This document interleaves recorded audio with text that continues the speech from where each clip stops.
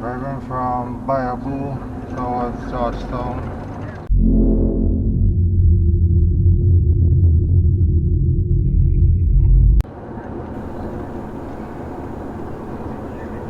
Right. Now, as we drive this, I am traveling with two co-workers as we head up the windward coast this time. The company with which I am employed is responsible for preparation, assessments, and response to damage related to natural hazards events like what we're experiencing now with the volcano. So we're joining up with some co-workers on the windward side to see what they are dealing with. As we travel up, it is day 13 since our first explosive eruption. At this point, we would have had, I think, just over 30 eruptions so far. As in 13 eruptions since the first on the 9th. 30 eruptions since the first on the 9th of April. So the volcano is still very much active, though it has slowed in the number of events it has over time. So it's a little slower, but it's still very much active.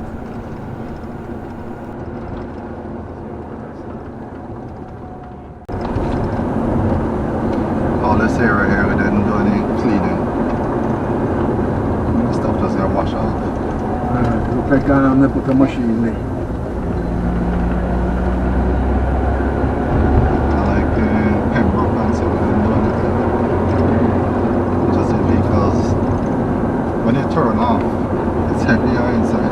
Like when I went up Top Hill. Top Hill has a heavier deposit. Not heavy as like Rosebank and thing, but that's something.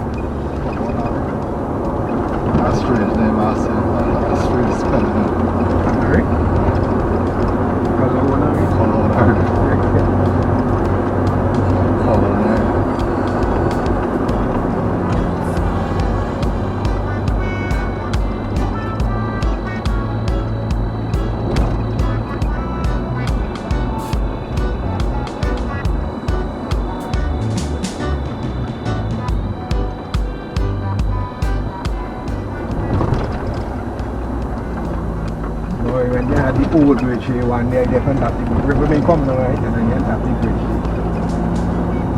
Oh, a big truck pass and like the whole thing doing me so. Just come on. I didn't know whether it's so bad.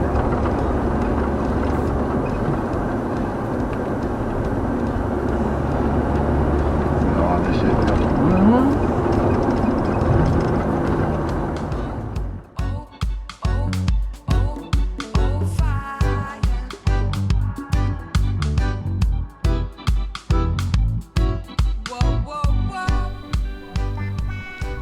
Alright, as we travel through these areas, you would notice that there is not too much ash or volcanic deposits on the ground. It's two reasons for this. This area is still kind of trafficked by vehicles, so the vehicles would have moved apart. Also, Braxa, company charged with road cleaning and road maintenance to some extent, it has already moved a lot of that material. So these lower sections are not bad, but it's when you get up into Georgetown and further on, which haven't been addressed yet to the fullest, you see a lot more material.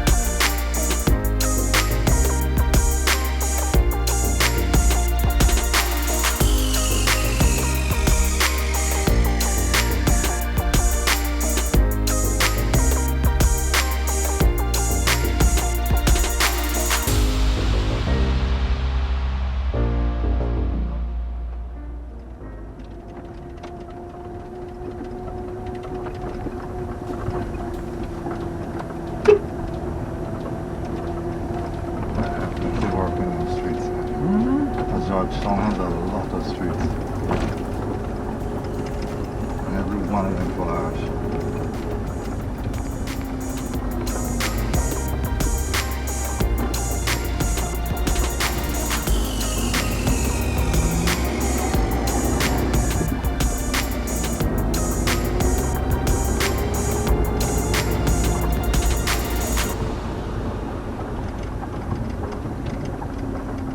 This looks more like what I said in the viewer.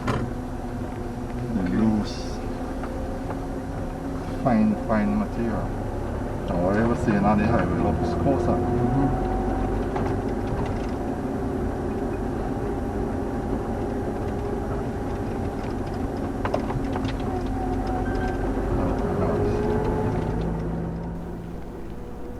Alright, as we drive up this road, we're heading towards the Modern Medical Diagnostic Center. La Soufrière is actually skewed off to the right. I think you could see the foothills of it. But yeah, it's still cloudy up there. You could have seen it a little bit, but you see the amount of ash on the ground. And this material was a little different. You see, especially as we turn into the gate here. So this facility has a lot of cleanup to come. On this same road that led up to the health center, I think we passed 3 schools. So there are a number of schools right in this same district.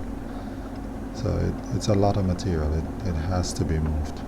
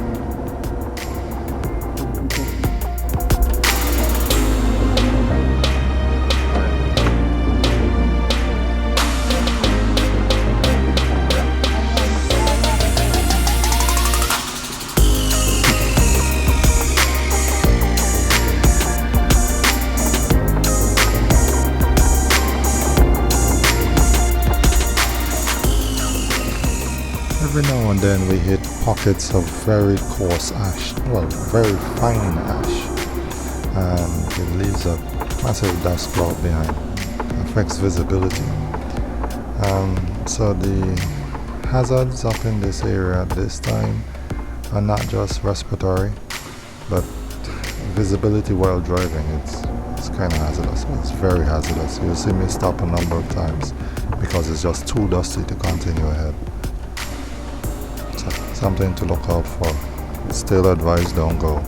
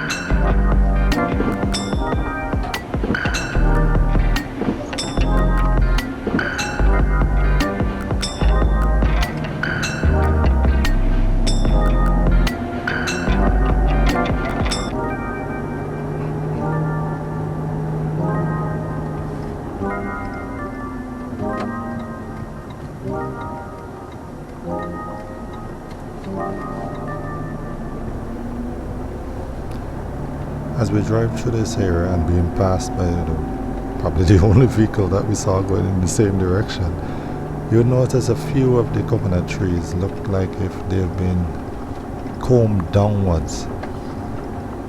And that's a result of the weight of the ash. You saw the same thing in Richmond, near very close to the volcano. Some would have caught themselves a little bit, but you would notice a number of them are still down, just from the weight of the ash.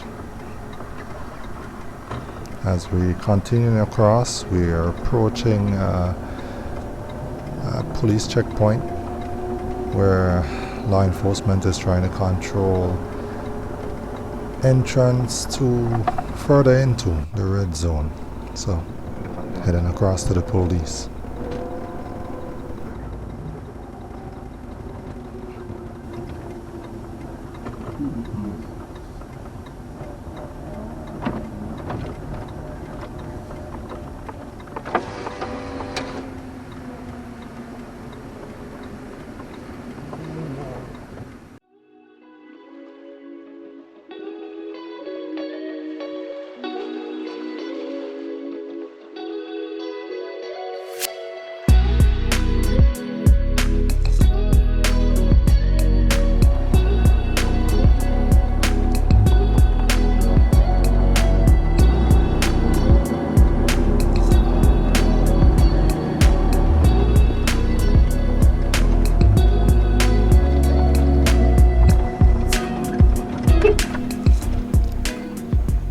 And now we're heading across, or preparing to head across the main Rabacadroy River. Now, some persons would have gotten to witness a phenomenon that occurred here, where the river was actually seen steaming. I think during the eruption, or during one of the eruptions, I should say. I didn't capture that, I'm sorry.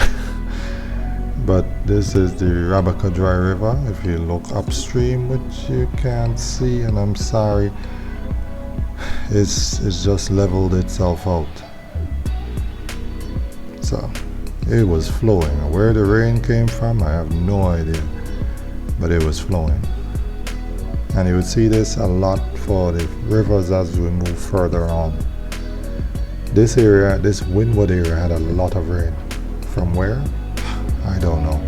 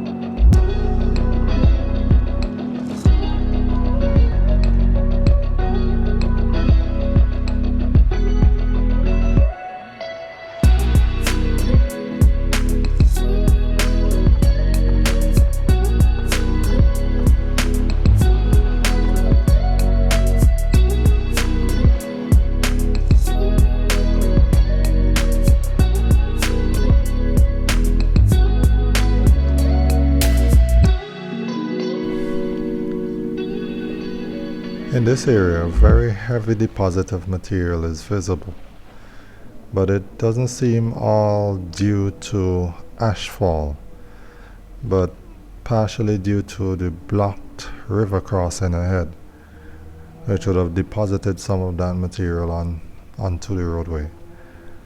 The bridge would have been cleared by this time, but I believe with whatever rains they got, I don't know where the rains came from, it caused this flooding.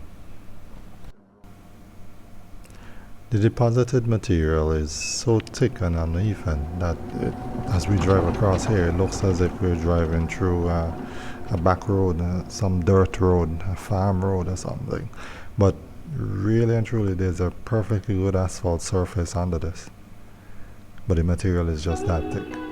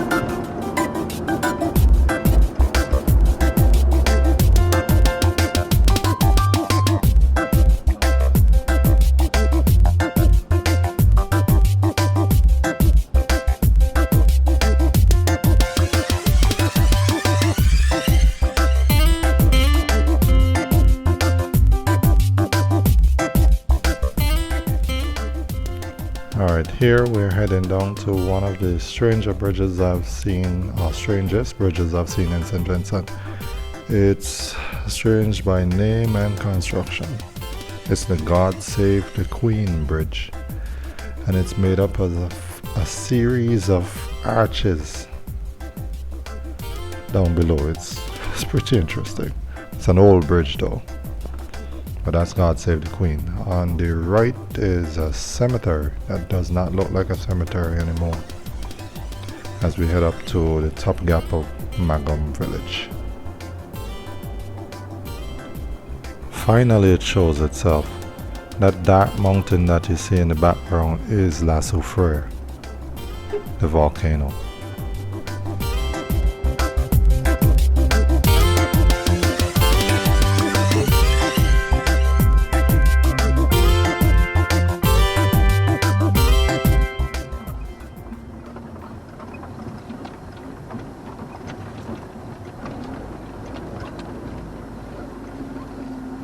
This looks like liver.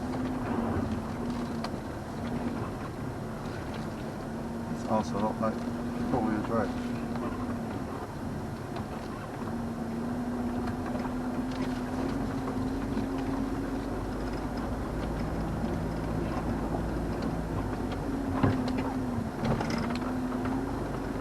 Somebody roam in.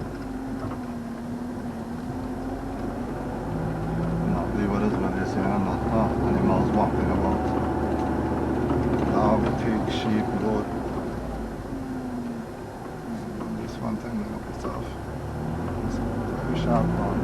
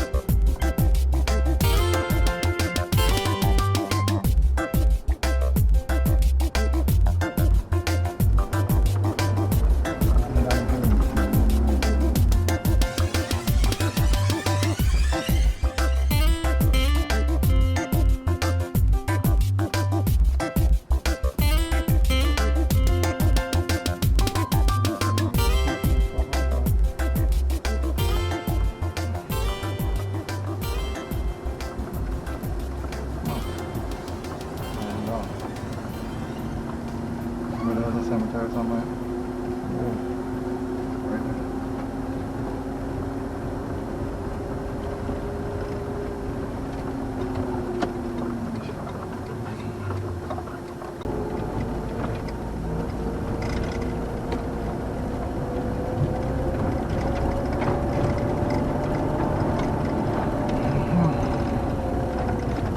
You get this one here yet?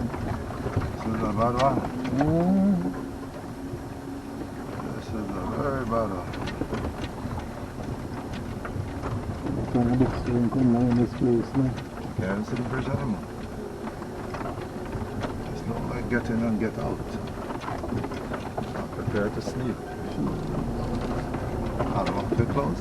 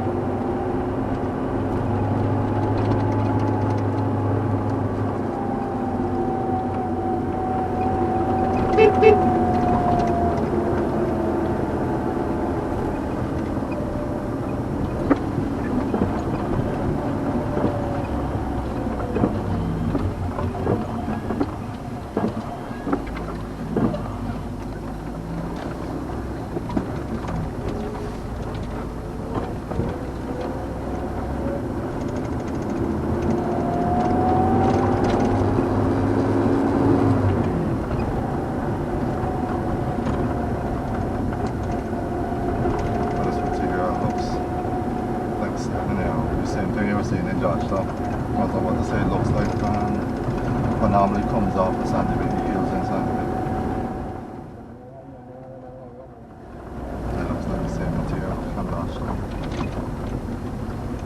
was wondering if it's ash deposit or washed down from rains.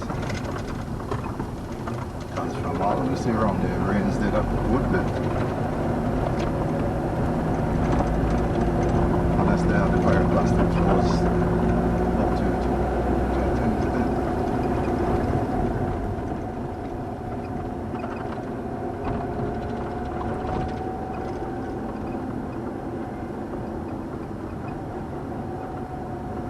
Here this like and then here in level. Yeah, so you don't have that much material now. Level. So it's high, this was about what, 4 feet?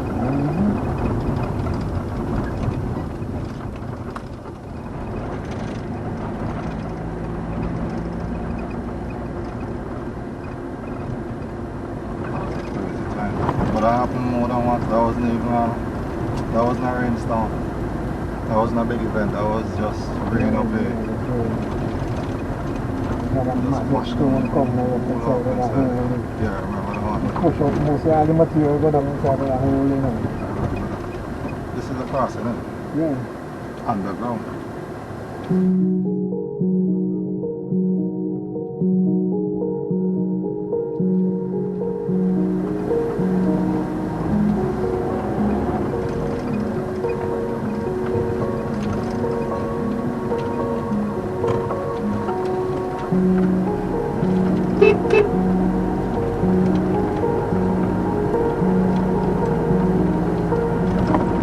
Seems I got the revival spiritual Baptist church. This is lots of food.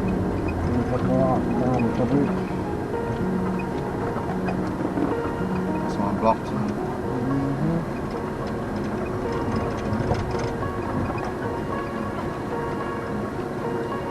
And this is the bigger bridge.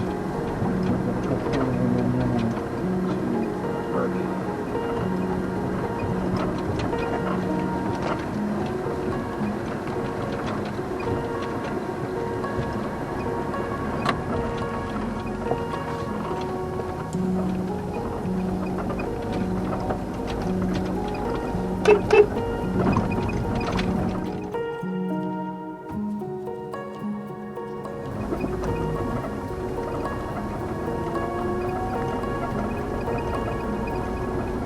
Because some of them nuclear now are more just stuff to come back against you.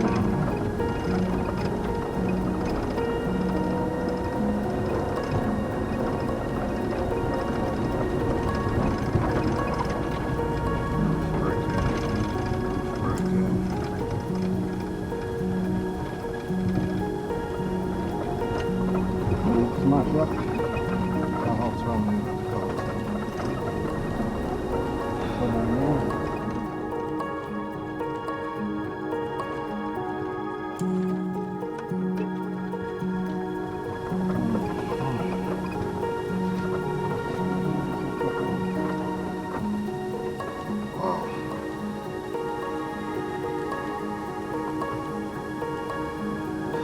On top of the house. Yeah, Chucky's was there. Riverside. Oh, seaside. I think this one was seaside. But you get in about 5 or 6. It's as thick as the slab.